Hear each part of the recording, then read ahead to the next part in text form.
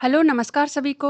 आज का हमारा टॉपिक है नीति निर्देशक तत्व, जिन्हें हम डीपीएसपी के नाम से भी जानते हैं। और सबसे पहले हम ये जानेंगे कि डीपीएसपी संविधान के कौन से भाग में आते हैं और कौन से आर्टिकल में आते हैं। ठीक है। जो नीति निर्देशक निर्देशक तत्व है वो संविधान के भाग 4 में आते हैं, और जो अनुच्छेद यानी आर्टिकल है वो 36 से 51 तक है इसमें। ठीक है। भारत ने इसे ग्रहण किया है आयरलैंड से, और आयरलैंड ने ग्रहण किया है स्पेन के संविधान से। ठीक है। और इसकी प्रकृति पूछे तो वो बताना है सकारात्मक, यानी पॉजिटिविटी इसकी प्रकृति है। उद्देश्य क्या है? नीति निर्देशक तत्व का उद्देश्य क्या है? सामाजिक व आर्थिक लोकतंत्र की स्थापना करना है। ठीक है। नीति निर्देशक तत्व संविधान की प्रस्तावना में परिकलित लोक हितकारी राज्य एवं समाजवादी समाज की स्थापना का आदर्श प्राप्त किया जा सकता है। यानी संविधान की प्रस्तावना में भारत को एक लोक कल्याणकारी और समाजवादी राज्य बनाने का जो लक्ष्य तय किया है, उसमें राज्य के नीति निर्देशक तत्व यानी डीपीएसपी उस लक्ष्य को प्राप्त करने का एक मार्गदर्शक यानी एक साधन है। ठीक है। ठीक है। सबसे पहले हमें याद रखना है, इसमें 4 चीज है वो याद रखनी है। यानी जो संविधान के भाग 4 में है, भारत ने इसे अभिकृत किया है, आयरलैंड के संविधान से किया है। प्रकृति पूछे तो वो सकारात्मक बतानी है, और उद्देश्य है इसका सामाजिक व आर्थिक लोकतंत्र की स्थापना करना। आर्टिकल इसमें 36 से 51 तक इसमें आर्टिकल आते हैं, और जो 51 का आर्टिकल है वो है मूल कर्तव्य से जुड़ा है। ठीक है। मूल कर्तव्य। ठीक है।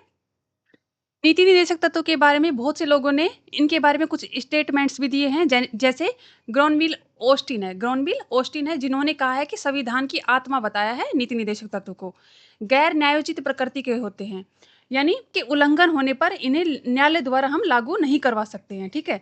अगर इनका कोई उल्लंघन कर देता है तो इनको हम न्यायालय द्वारा लागू नहीं करवा सकते हैं। ठीक है। लक्ष्य है इसका सामाजिक व आर्थिक लोकतंत्र की स्थापना करना। उद्देश्य है कल्याणकारी राज्य की स्थापना करना।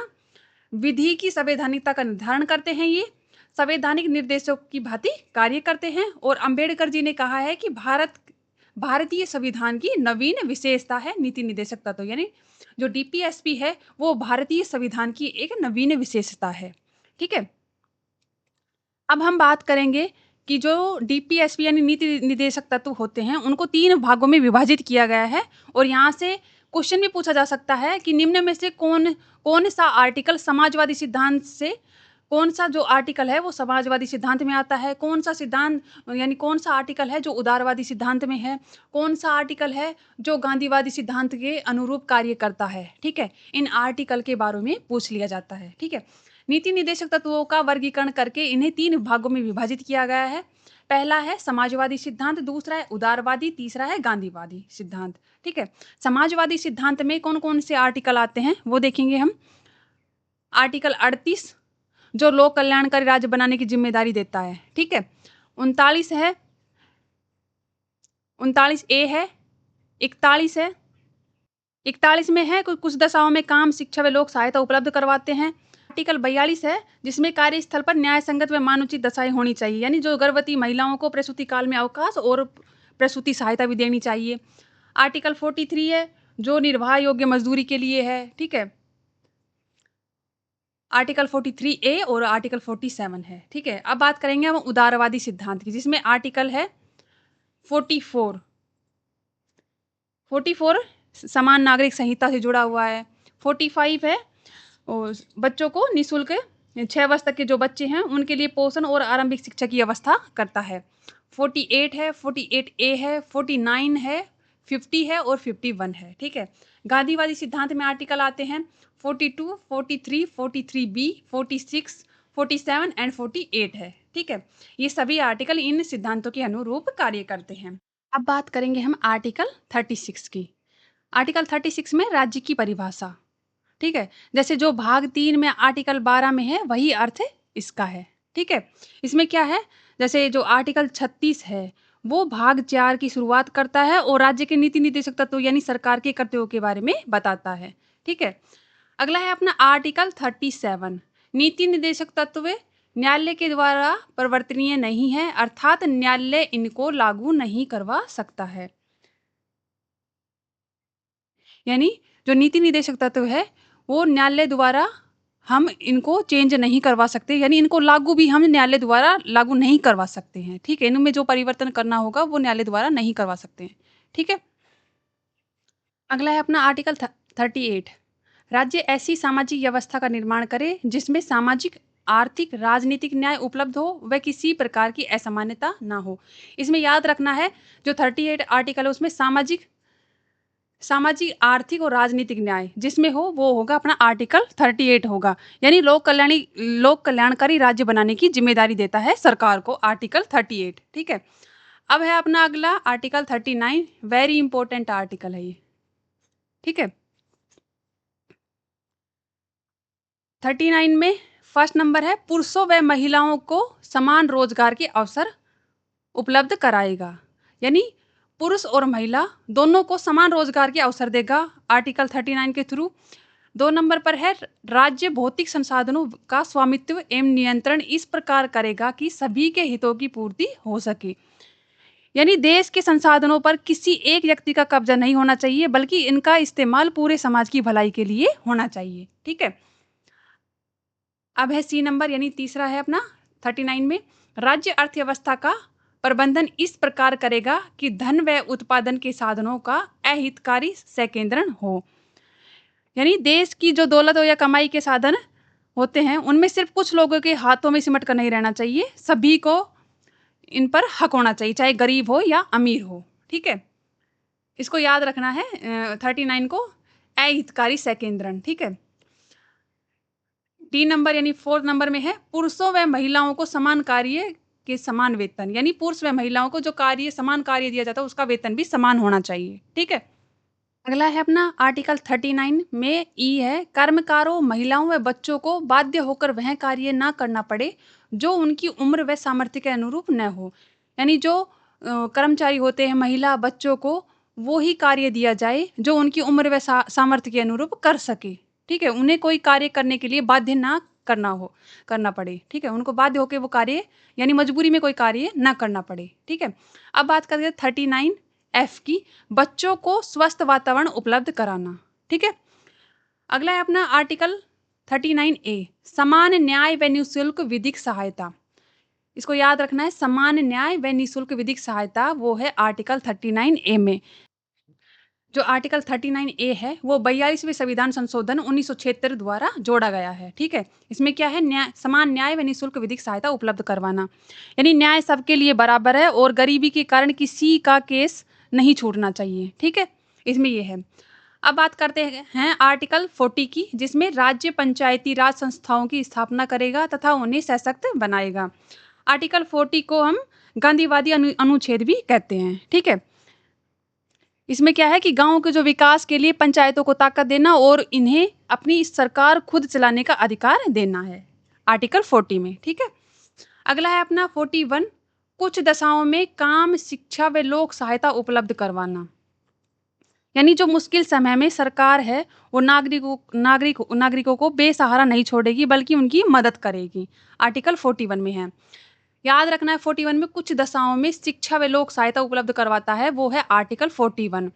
राज्य पंचायती से जुड़ा है आर्टिकल 40, और समान न्याय व निःशुल्क विधिक सहायता है वो है आर्टिकल 39 ए में है, ठीक है? इसे जोड़ा गया है 42वें संविधान संशोधन 1976 द्वारा इसे जोड़ा गया है, ठीक है? अब है अगला अपना आर्टिकल 42, कार्यस्थल पर न्याय संगत व मानवोचित दशाएं होनी चाहिए तथा गर्भवती महिलाओं को प्रसूति काल में अवकाश व प्रसूति सहायता दी जानी चाहिए। इसको ऐसे भी याद कर सकते हैं, 42 है, इसको प्रसूति याद कर सकते हैं, ठीक है? इसमें क्या है, जो काम करने की जगह ऐसी होनी चाहिए जहां इंसान को सम्मान से काम कर सके और जो गर्भवती महिलाओं को सरकार व कंपनियों की तरफ से एक विशेष मदद दी जानी चाहिए, ठीक है? अगला है अपना आर्टिकल 43, निर्वाह योग्य मजदूरी। निर्वाह योग्य मजदूरी याद रखना है इसे भी।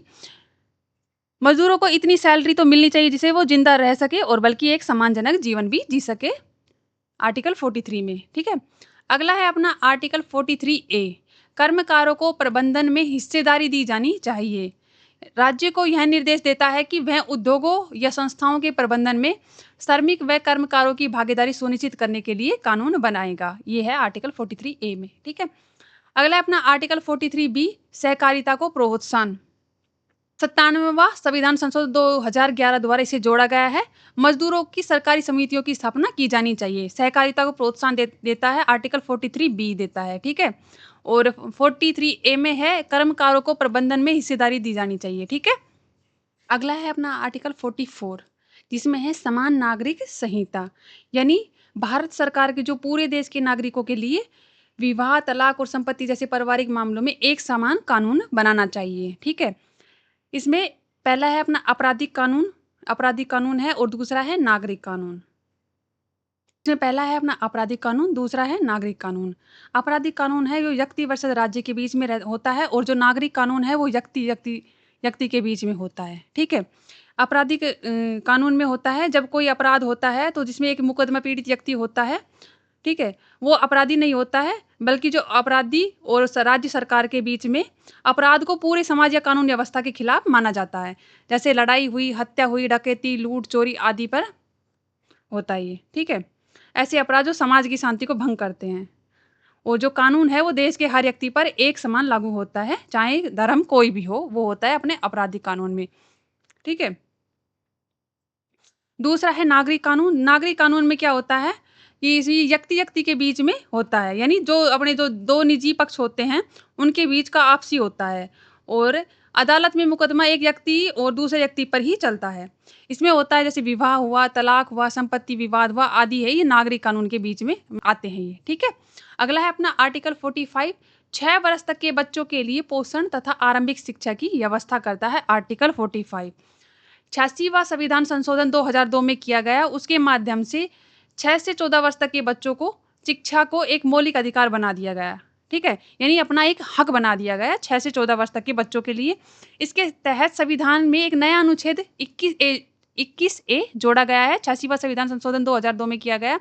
उसके तहत एक नया अनुच्छेद जोड़ा है 21 ए, ठीक है? जिसके अनुसार राज्य के सभी बच्चों को मुफ्त और अनिवार्य शिक्षा प्रदान करेगा, ठीक है? याद रखना है कि जो आर्टिकल 45 है उसमें 6 वर्ष तक के बच्चों के लिए पोषण और आरंभिक शिक्षा की व्यवस्था करता है। फिर 86वां संविधान संशोधन 2002 में हुआ है, उसमें क्या है जो 6 वर्ष से 14 वर्ष तक के बच्चों के लिए शिक्षा को एक मौलिक अधिकार बना दिया गया है, और उसके तहत एक नया अनुच्छेद बनाया है 21 ए जोड़ा गया है, जिसके अनुसार जो राज्य के सभी बच्चे होते हैं उनको मुफ्त और अनिवार्य शिक्षा प्रदान करता है ये, ठीक है? अगला है अपना आर्टिकल 46, अनुसूचित जाति व जनजाति के लिए आर्थिक सहायता व शिक्षा उपलब्ध करवाता है अपना 46 में याद रखना है, अनुसूचित जाति व जनजाति के लिए आर्थिक सहायता, यानी आर्थिक सहायता उपलब्ध करवाता है आर्टिकल 46। आर्टिकल 47 में है, राज्य पोषाहार, जीवन स्तर, लोक स्वास्थ्य में सुधार करे, और राज्य खतरनाक औषधियां व मादक पेय पर प्रतिबंध लगाएगा। राज्य की जो खतरनाक औषधियाँ हैं और जो मादक पेय पदार्थ जैसे दारू आदि चीज़ होती है, उन पर प्रतिबंध लगाएगा, ठीक है? इसको याद रखना है, राज्य पोषाहार, जीवन स्तर, लोक स्वास्थ्य में सुधार, वो आर्टिकल 47 में आता है। अगला है अपना आर्टिकल 48, कृषि एवं पशुपालन में आधुनिक व वैज्ञानिक तकनीकों को प्रयोग किया जाना चाहिए। आर्टिकल 48 में है, कृषि व पशुपालन में आधुनिक व पशुपालन व कृषि से जुड़ा आर्टिकल है अपना 48 आर्टिकल। याद रखना है, कृषि व पशुपालन से जुड़ा हुआ आर्टिकल है अपना 48, ठीक है? पशुओं की नस्ल सुधार व संरक्षण के प्रयास हो तथा बूचड़खानों को बंद किया जाए। गोवध निषेध, ठीक है? पशुओं की जो नस्ल होती है उसको सुधार के लिए प्रयास करना चाहिए, और जो बूचड़खाने होते हैं उनमें जैसे गोवध होता है, गाय का वध होता है, वो बंद किया जाना चाहिए, ठीक है? अब है अपना अगला आर्टिकल 48 ए, पर्यावरण संरक्षण तथा संवर्धन, वन्य तथा वन्य जीवों की रक्षा। पर्यावरण संरक्षण यानी पर्यावरण संरक्षण से जुड़ा कोई आर्टिकल पूछे तो वो बताना है अपना आर्टिकल 48 ए, आर्टिकल 48 ए, ठीक है? वन्य जीवों की रक्षा और पर्यावरण संरक्षण तथा संवर्धन वन, ठीक है? है अपना आर्टिकल 49, जिसमें क्या है, राष्ट्रीय महत्व की स्मारकों, स्थानों तथा वस्तुओं का संरक्षण किया जाना चाहिए। यानी जो अपने राष्ट्रीय महत्व की स्मारक है, वस्तु है, उनका संरक्षण किया जाना चाहिए, वो है अपना आर्टिकल 49 में। अगला है अपना आर्टिकल 50 में क्या है, कार्यपालिका से न्यायपालिका का पृथक्करण, यानी कानून लागू करने वाले और न्याय करने वाले दोनों अलग अलग होने चाहिए। ये तो हैं कानून लागू करने वाले, ठीक है, और ये हैं न्याय करने वाले, इन दोनों को अलग अलग होना चाहिए, ठीक है? अगला है अपना आर्टिकल 51, 51 में क्या है, विश्व शांति व सुरक्षा की स्थापना करना। विभिन्न देशों के मध्य सौहार्दपूर्ण न्यायपूर्ण संबंधों को बढ़ाना चाहिए। अंतर्राष्ट्रीय संधियां व समझौतों व कानूनों का सम्मान करना चाहिए। चौथा है, अंतर्राष्ट्रीय विवादों की मध्यस्थता को सुलझाना चाहिए। ठीक है, मैंने ये रिवीजन के लिए क्लास लेके आई थी। ठीक है, और एक चीज और बता दूं, जो नीति निर्देशक तत्व हैं, नीति निर्देशक तत्वों को तेज बहादुर सप्रू समिति द्वारा संविधान में शामिल किया गया था। ठीक है,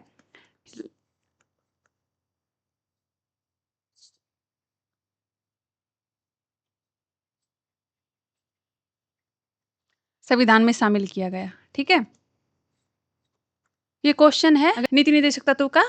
आपको ये क्वेश्चन का उत्तर कमेंट बॉक्स में कमेंट करके बताना है। ठीक है, भारतीय संविधान के किस अनुच्छेद में समान नागरिक संहिता यूनिफॉर्म सिविल कोड का उल्लेख किया गया है, जो कि नीति निर्देशक तत्वों का हिस्सा है? अनुच्छेद 42, अनुच्छेद 44, अनुच्छेद 45, अनुच्छेद 50। इसको आप मुझे, इसका आंसर है वो कमेंट बॉक्स में कमेंट करके बताना। ठीक है, क्लास अच्छी लगी तो चैनल को लाइक शेयर सब्सक्राइब जरूर करें। धन्यवाद।